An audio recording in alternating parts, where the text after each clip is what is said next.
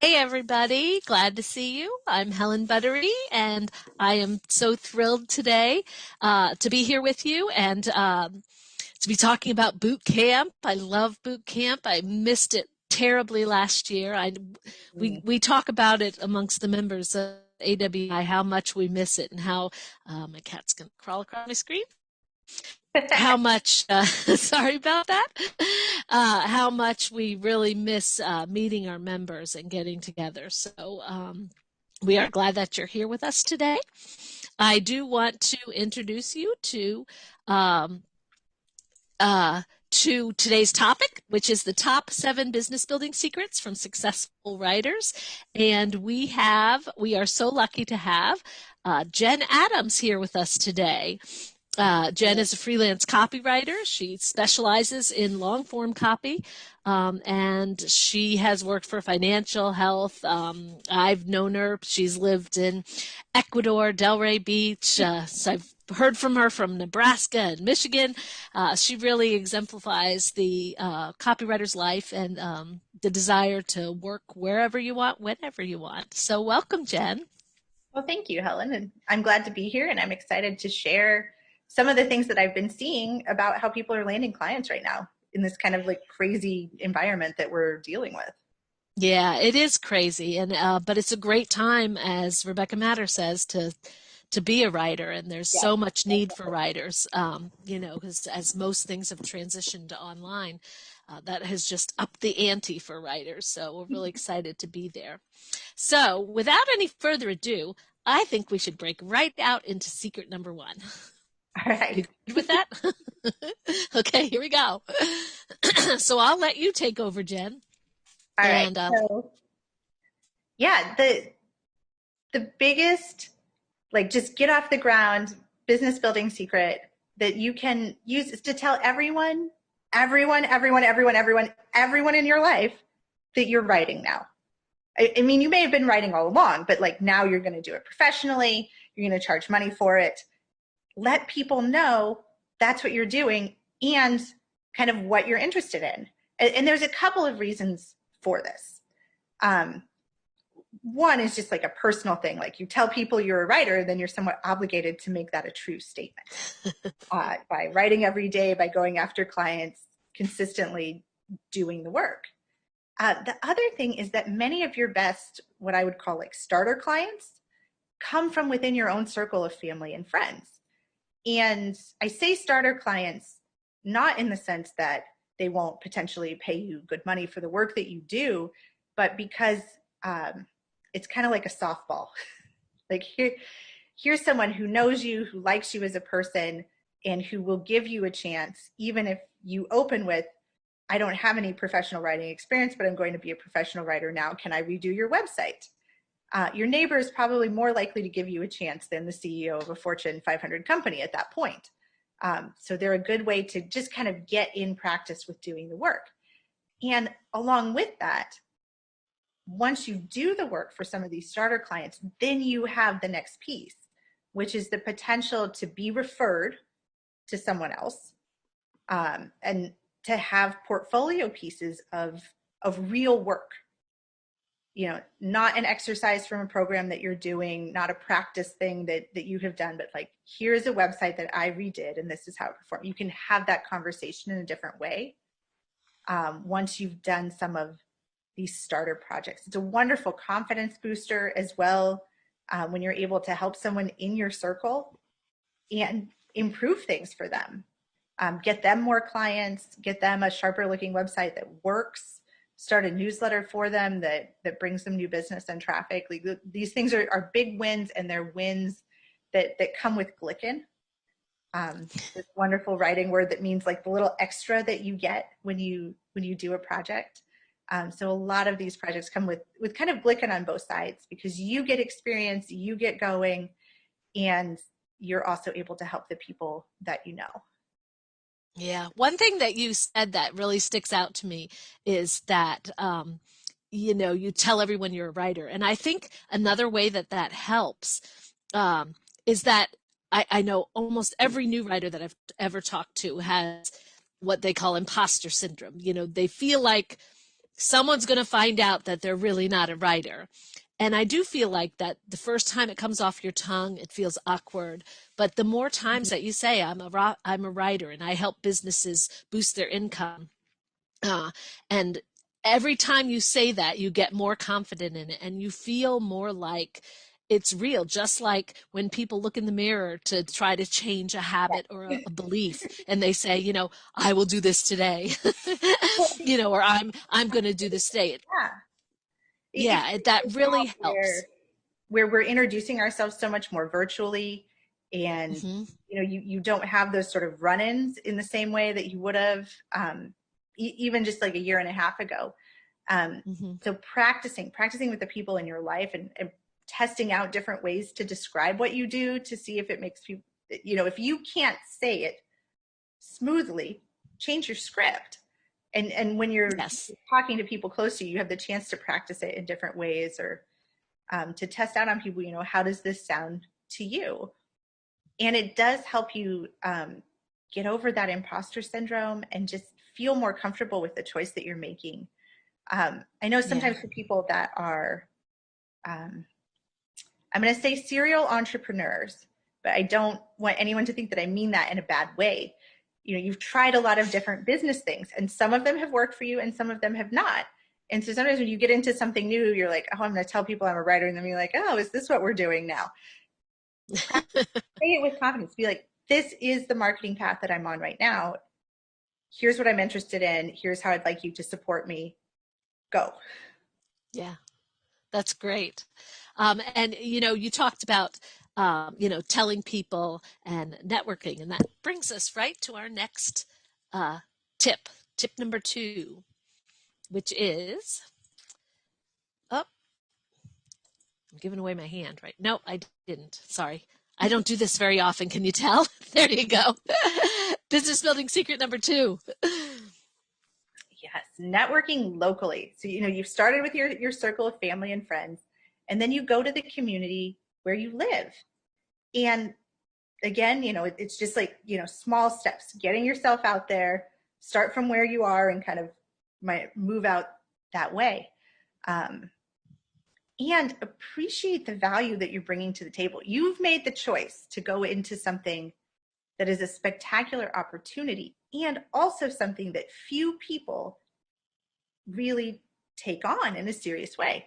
And you see that in the numbers. You know, I like to go out and get all these numbers from the Bureau of Labor Statistics and the Social Security Department and the Occupational Handbook. And it turns out, among working people in the United States, I have a United States bias. I live in the US. I get my statistics in the US. So my apologies to our international people. Although I am sure that these numbers kind of hold true where you are as well if you start crunching. Working writers, professional working writers, are rare.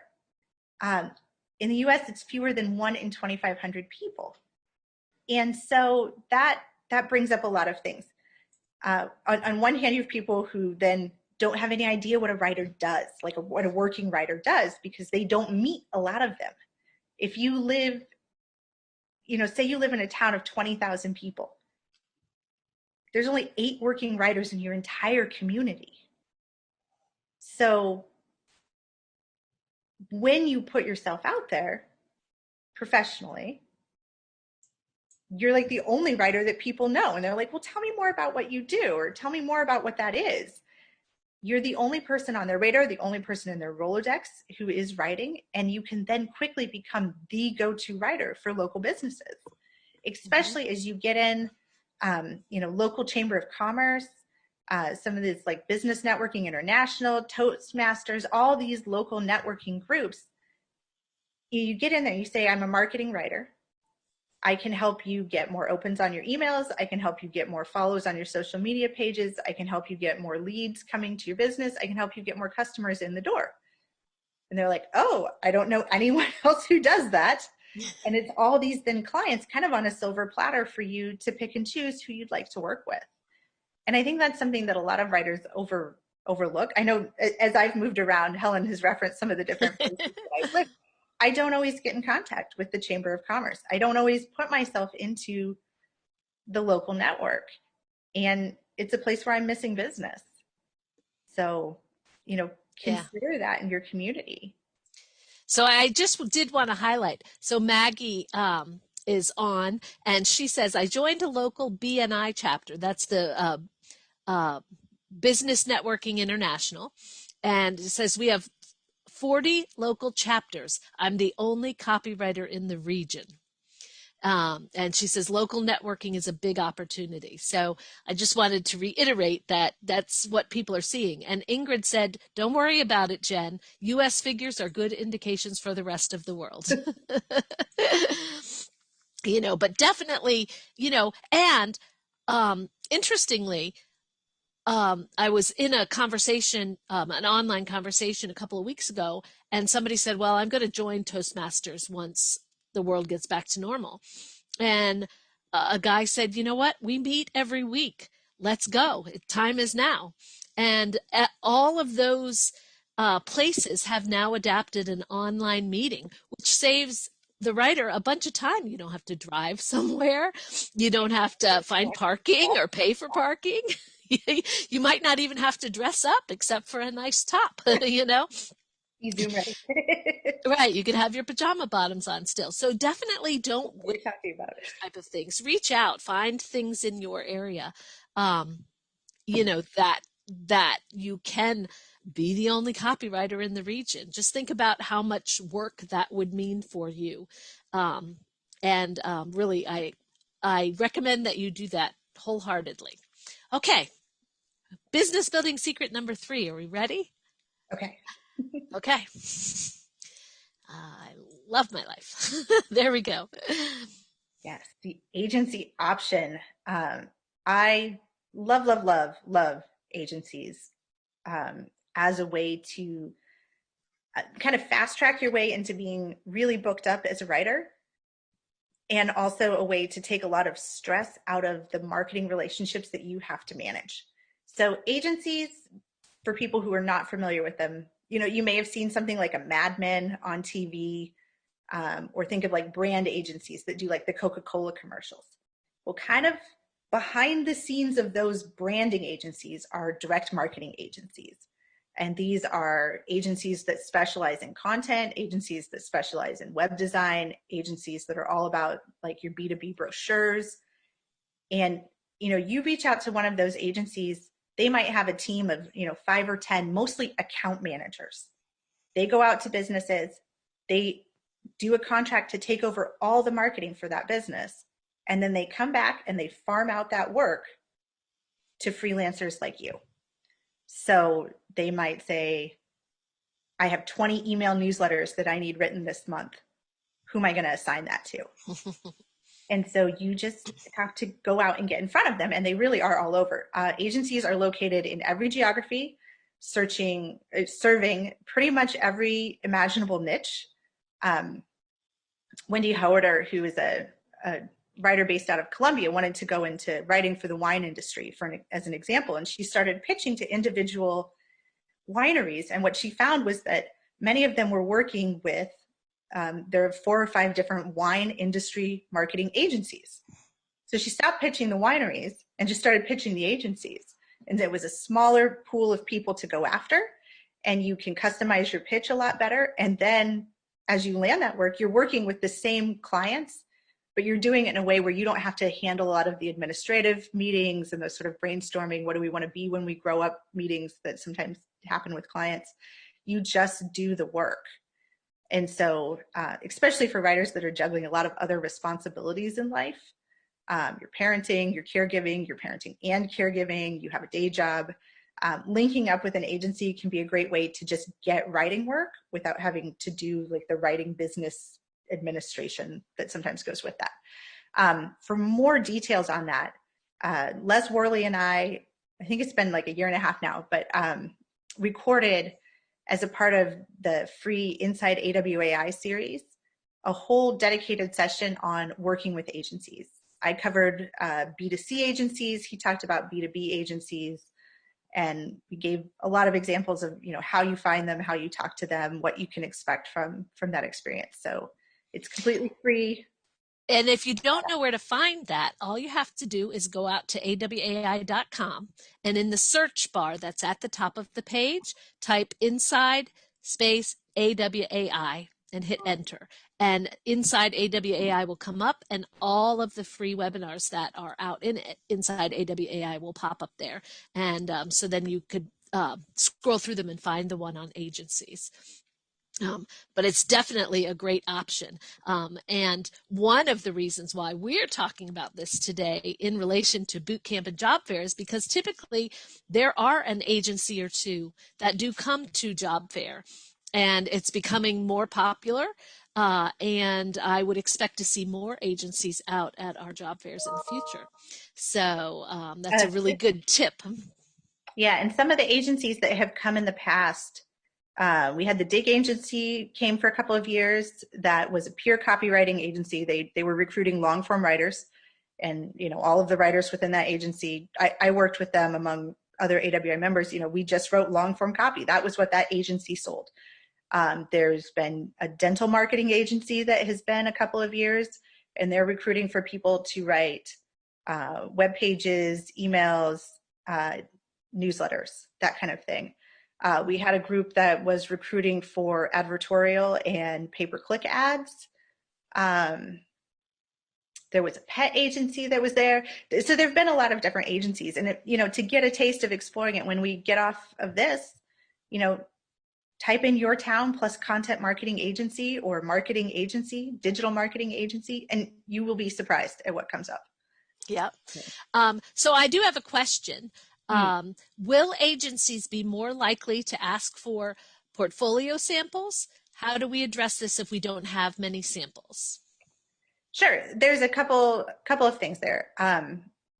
One thing with agencies now, a lot of when you reach out to the agency, just try and get that initial conversation going and then ask for a test project. Because even if you have an amazing set of samples, they're still going to want you to do a little test project to see how you work with them. Really customizing your application to their needs. Not just I'm a copywriter, but like I'm a copywriter who can help the kind of clients that you have.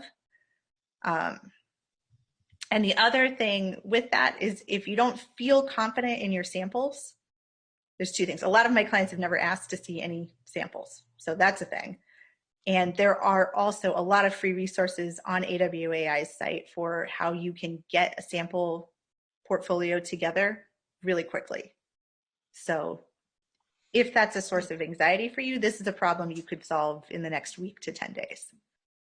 So, and just so everyone knows, in the chat box, not the Q&A box, but in the chat box, our tech team posted a link to the Inside AWAI webinar on how to land freelance writing projects with agencies and other firms. That's what Jen Adams was referring to. So if you want to get that direct link there, you can go to the chat box and pick that up directly from there.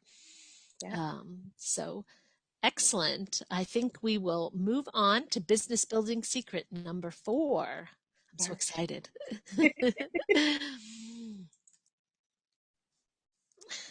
Job boards. Yay, job boards. Yay, job boards. We love job boards. I helped put these slides together, but I forgot what order they were in. So I'm like, I'm just as surprised as you. Job boards. So the thing with job boards is everyone's like, oh yeah, job boards, right? I'm like, these are not outdated ways of finding work, and especially writing work. These are robust sites that are used by millions of businesses. And again, we talk about how working writers themselves are kind of rare. A lot of companies don't even know what to ask for when they need a writer. So they start with what they know. And sometimes what they know is silly things like Craigslist jobs. And you're like, you have got to be kidding me, but that's where they are. Or they go out to, Indeed or Monster because that's what they know. That's how they're hiring for the other positions that they have open. So they're going to the place that they know and asking for all kinds of things because they don't know what they want. What they want is a competent adult who can write to come into the room and say, hi, let me solve all your marketing problems. Give me this money. I'm going to make all your email problems go away. For a simplified thing. I had someone forward me something the other day and they're like, look at all the things this company is asking for. I don't have all of these things that they're asking for. And I'm like, no, no one does. They're putting their wish list out on some of these job sites. So if you see something that you're interested in and you think you could help that company, even if you're not ticking all of their little boxes, 4-year college degree, 6 years experience on Pinterest, da da da da da da, apply from like, this is exactly how I will solve the actual problem that you have, which is not enough customers coming in. So you Exactly. can A focus. good Sorry, I'm kind of cover jumping letter ahead written to where well. people are like, no, not a job site. They're going to ask about my credentials. Ah. And like, those are wish lists. They are not reality lists. Absolutely. Um, Absolutely. and you apply. It is a numbers game, definitely. Hmm. Just like everything else. uh, you know, you miss 100% of the shots that you do not take on these things. Uh, Absolutely. for that end, uh, for certain members of the AWA community, you have access to direct response jobs, which direct response job, and Helen can speak to this. They have been doing so much over there. Like if you visited it in the past and you're like, oh, there weren't that many things there, go back now because we are up to between like 450 to 500 open jobs each week featured on that site. And they are writing jobs that have been vetted for reality. And there are content jobs, there's editing jobs, there's copy jobs, ads and emails, there's jobs for long form sales writing, and content management, if that's what some of our folks are doing. There's UX, what they call conversational designers, where they're looking for a copywriter who has an understanding of the user experience. They're um, uh, there's writing for what they some people call AI or automated um, writing. So we called it chat bots. Writing in that way. So there's jobs from all over, all across the spectrum, and from every.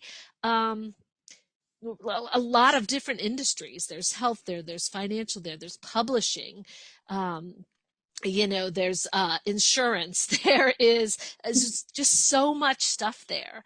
And searching different ways allows you to find different jobs on the site, just as if you were to go to Indeed or to Monster or to ZipRecruiter or to any of the other typical job placement ads. And yes, sometimes they do have requirements. I need a master's degree with 3 years in copywriting. Well, you know what? Maybe they don't find that person and they take their best option. You could be that best option, but Yes. you will never be if you don't apply.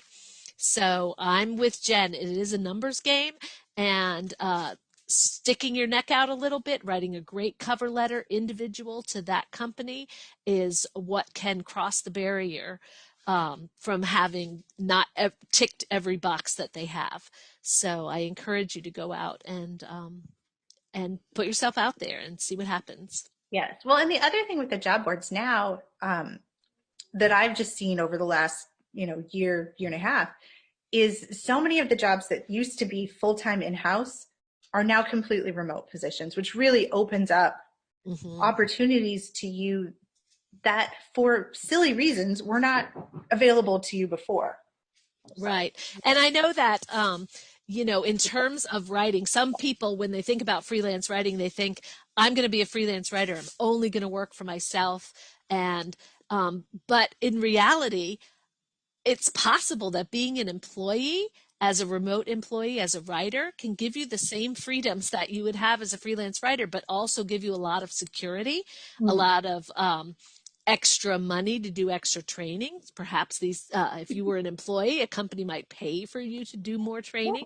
So there's a lot of benefits for becoming a writer or an employee of a company when you can be working remotely and working from home or working hours that you've pre-negotiated. It's not all 9 to 5 anymore. Yeah, and And I'll give so, a couple examples of this from this past year. I had a friend of mine, Melanie Warren, who She was working as a curriculum designer for Money Map Press. Well, Money Map Press shifted their operations and she didn't have that position anymore. So then she freelanced for a couple of months over the summer and then she took an in-house position. But, Money Map was in Baltimore. She freelanced for a group in Canada. I'm not even sure where the company she's working for now is based out of, but the whole time she's been at home with her virtually schooled children in New Hampshire. So she didn't have to move, but she could shift jobs without Right. changing that. And even though she has a full-time schedule, she's supposed to be responsive from 9 to 5. She's like, I'm not working 40 straight hours. That is just not how the ebb and flow of the work is within the company. And Right. they've paid for her to do some email marketing training, which she's really enjoyed. And she has a full benefits package because Yeah. she's a full-time employee from her house. Right. I think that's so great that so many of our writers, um, that the one great thing to come out of the pandemic is that people have a lot more opportunities now to be remote employees where they need to be. So, and even if you had to go to an office every day, as long as it's within the boundaries that you want to work under, it's definitely something worth looking at as a writer. Mhm. We do have a question. Yeah. So, is the process to respond to direct response job opportunities clearly explained? And so that was Valeria. So Valeria, yes, the there are two ways typically a company will ask you to apply via direct response jobs. In a lot of cases, they just want to put their link to wherever else they have placed their job ad. So they put in all the information and then they put a link to go view their job ad through their portal. So in that case, there is just a link. In other cases, they will give you an actual email and specify exactly what to send. So you can, if you are a member of AWAI and you have access to direct response jobs, it comes with a lot of different products, but one of the products that it comes with is the Professional Writers Alliance. You are allowed to create a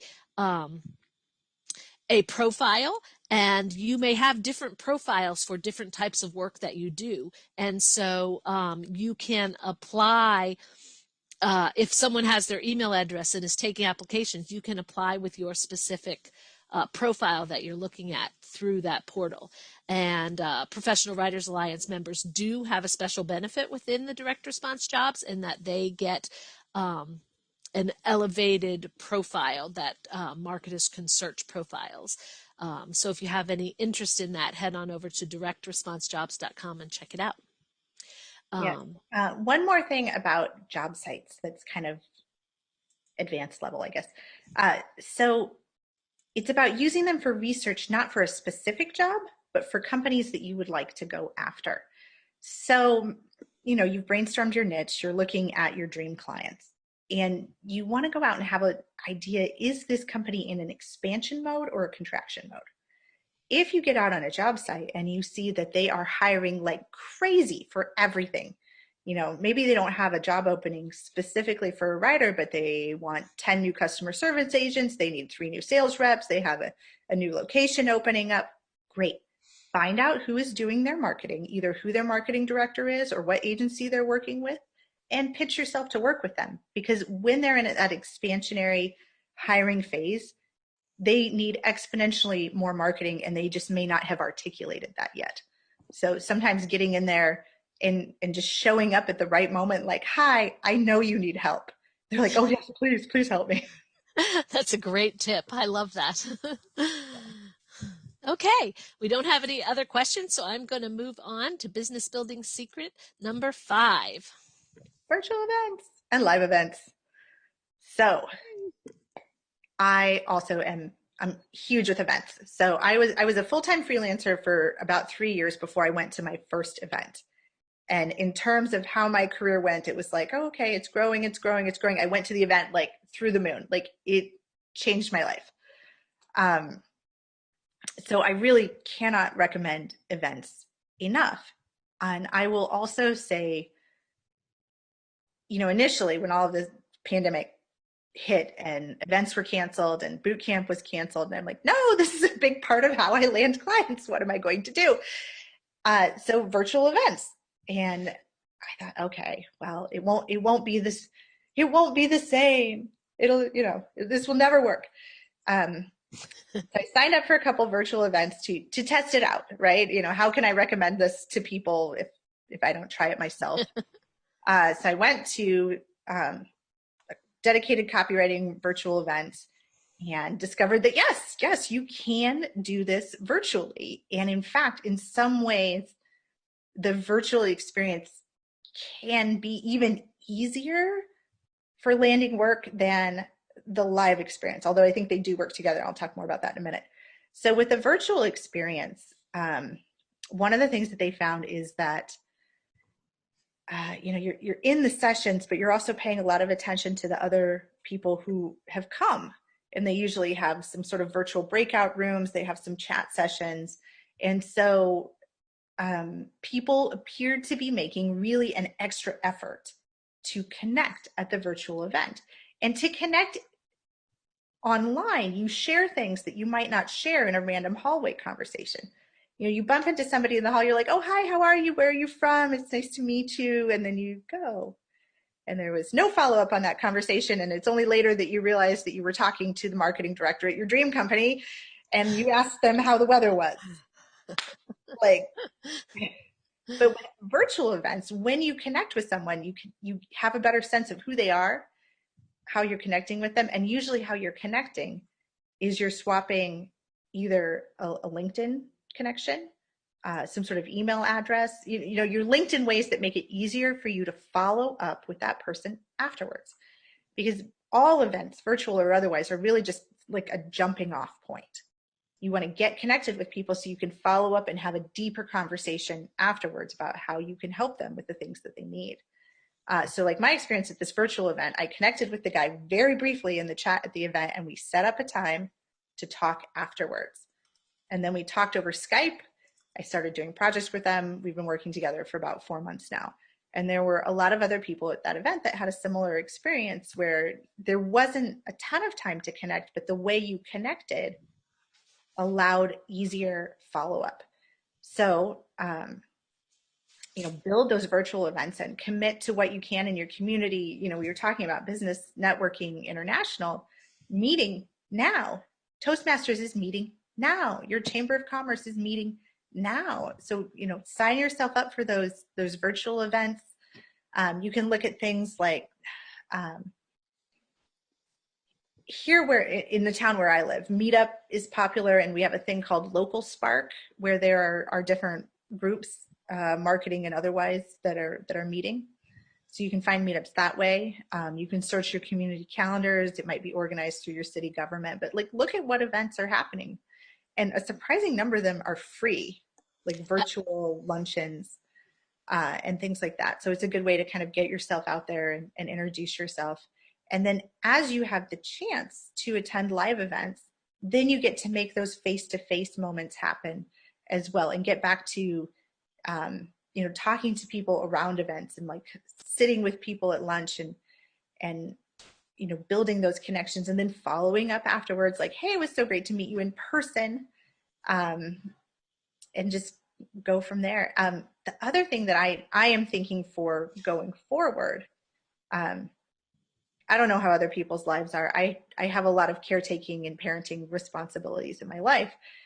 So traveling to all of these different events, I used to feel kind of bad sometimes because I could only go to just 2 or 3 events a year. Like that was it. It was too much of a strain.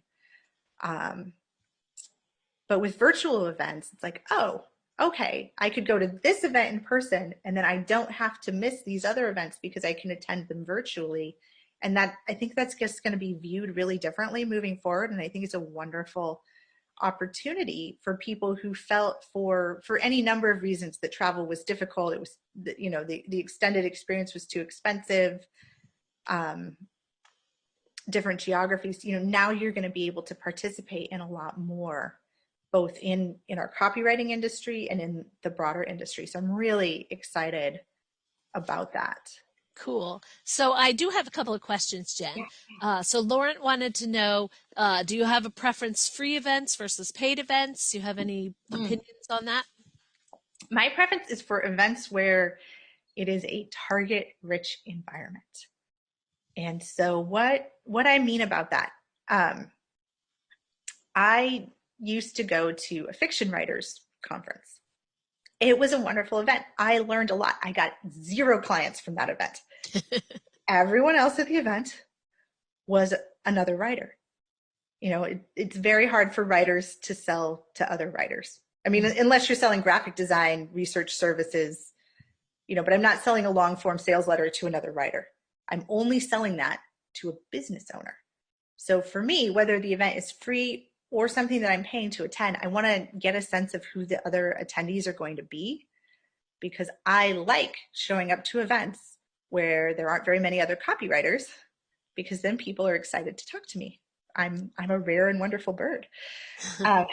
Not that I'm not anyway, but and people have talked about this with like going to trade shows and things like that, where people are talking to vendors all day, and then all of a sudden you're there as someone who could maybe help them with their marketing materials or help them get more of those vendors into a follow-up sequence. They're more interested in having a conversation with you that will lead to paid work. So just as you consider who else could potentially be in the room, and factor that into whether it's the kind of event that you're going to attend because you want to learn something or because you want to meet someone. Right. Now, where would you go to find these events? Oh man, I go all over. I said for my community, for local stuff, I do a lot through Meetup. Mm-hmm. That was something that was just an online site that I have been using for years. You can go out and Google who keeps that list. I don't know if it's the Content Marketing Institute or so. There are region by region lists of like the top marketing Mm-hmm. events in your area, and then you kind of got to click on each one and figure out, is it being virtual, is it not, kind of when is it, and you may also have a sense for your industry. For example, if you worked in the bridal industry, you have a sense of the seasonality of that industry, and also when the big bridal shows and bridal Mm-hmm. conventions are going to be. So you would want to look for those kinds of things specific in your niche. Yeah, that's great advice. That's great advice. Um, I love that. So let's move on to business building secret number 6. Oh yes, we touched on this earlier, We did. but it is the 5-letter secret. The Mm-hmm. one weird trick of landing jobs is applying for them. I I am guilty of this as well, so I'm not like pointing fingers out at anyone. Mm-hmm. But writers can be, we're curious, passionate researchers, and then we stop. We look at all these great opportunities and you're like, man, check this out. I could be a writer for WebMD. That's so cool. Mm-hmm. And then we do not apply. We do not. We do Right. not ever send in the resume. You read about someone and you're like, how did they get a job with Pinterest? And they're like, well, the lady said I was only one of 3 applicants. What was I doing? So apply, apply, apply, apply, apply, apply. And this translates to any writing contest you see as well. Enter, enter, enter, enter. Um, it is a fast way to find success, is to step up to the plate and take a swing. Absolutely. I Yep. remember my very first boot camp, I was too chicken to enter. AWAI runs um, the spec challenges. I'm like, what are Yeah. they called? Spec challenges. Yeah. They're the I'm like, boot writing camp. competitions isn't right. They had spec challenges, right? And they were giving away prizes. There's the big $10,000 prize, and then there's these smaller $1,000 and $2,000 prizes. And they were giving away, that year they were giving away 5 awards. Mm-hmm. And anyone could enter that was going to boot camp. And I did not, because I was, it was my first year, and who am I? And I'm not as good as any of these other people, and blah, blah, blah. Imposter syndrome. Yes. The internal voice, right? Mm-hmm. I get to the event and Katie's announcing the awards and she says, we had 80 wonderful entries this year. And I sat there and I was like, 80 entries, 5 winners. I'm like, those odds are amazing. Like 1 in 16 people got $1,000. How can you not apply? It's a very reasonable odds. And, even later years that I've been and, they're giving away 5 and 6 different spec awards. Hmm. Um, And those specs are up on the boot camp, on your boot camp they're member available. page. Yep. There's plenty of time. As the director of the Professional Writers Alliance, I would like to say that I have not received very many entries or pitches for my spec award, and I would love to hear from you. I am planning my March and April calendar now. I do not have anything to publish in May, June, July, August. Like, please. Yep. Get The those door pitches in. is wide open because if you don't pitch me, then I have to think of people to hire myself and go find them and convince them to write for me, which can be done. But it's easier for me to get things in. For those pitches, should they use the spec email address or a different one? Yeah, it's the same. PWA only has one email address, so super simple on that front. Okay, I got 2 people here committing to pitch you. Excellent. Do it. Um, Okay, yeah. that's So anyway, fantastic. my rant over on that front. But for the Apply. AWS spec challenges or any other job or contest that's out there, put your hat in the ring. Like, get an application in, even if your internal voice will do the thing. You're not good enough. You're never going to get it. They aren't going to like you. Everyone will know you're a fraud. I hear those voices. It's real. You just have to fight down the resistance, hit send. What's the worst that's going to happen? They're not going to hire you. Well, if you don't apply, you don't get the job anyway. Okay, let's move So on to business anyway, building secret number 7. I get really excited about the apply thing. Can you tell? I can. And it's such great, I mean, that's such great advice because I do know newer writers they're just so hesitant and they think, what do I know? And everybody brings their own strengths and skills. You have every reason to believe that you could be that next spec winner. And we So, see it at the boot camp live event too. There's job fair. There are dozens of marketers in that room that you could talk to. And people tell me later that they were too afraid to strike up a conversation or they were mhm. too shy to send it. And I'm like, get out there. You would be perfect for this job. Just do it. It's why sometimes successful writers seem to be in a perpetual state of shock. They can't believe it either. They're like, oh, writer psychology, right? Okay, so business building secret number 7, which is that customized beats templatized. And this is something, in the general world of job applications, right? People like to do one resume and one cover letter and use it for everything. It saves time when you're applying for a lot of jobs. But as the marketer on the other end of some of that, I can tell. Sometimes I can tell because they still have the name of the last publication that they used that letter for in the cover letter. It happens. Tailoring your application really doesn't take that long. Your cover email, because it's all emails these days, right? 2 to 3 paragraphs. You're a writer. You can type 2 to 3 paragraphs really fast. But making the effort to customize it a little bit really does help you stand out from people that are sending form submissions. Doing a little research beforehand, reading the guidelines on the spec challenges. For example, with PWA, one of the things that happens is I get a lot of pitches to do a daily column. Like, I could do a daily column for you. I'm like, well, PWA doesn't publish daily. We don't. So great pitch, wrong publication. But some people are just trying to sell what they have everywhere, and bless your heart, don't do that. customize it a little bit to the entity that you're applying for. If they're say they're looking for a healthcare blogger, start with, hi, I've worked in healthcare for 25 years and I would love to be your blogger. Like instantly, I'm like, oh, this person will be able to do what I want. So, it really is one of those things that if you care enough to make the effort, marketers will care enough to read it and give it some consideration. It is just one of those, especially as you're applying on like broader job boards.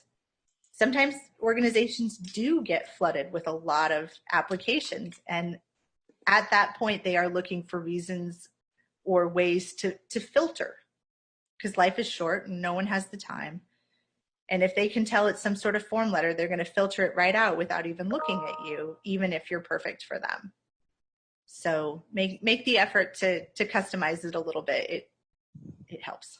Absolutely, it does. And I always think, as someone who's done a lot of hiring and done a lot of interviewing and seen a lot of those letters, if they are using a template, it makes me feel like they don't want to work for me. They just want a job. And there's something about someone who wants to work for me that energy and enthusiasm comes through. So definitely don't templatize your letters.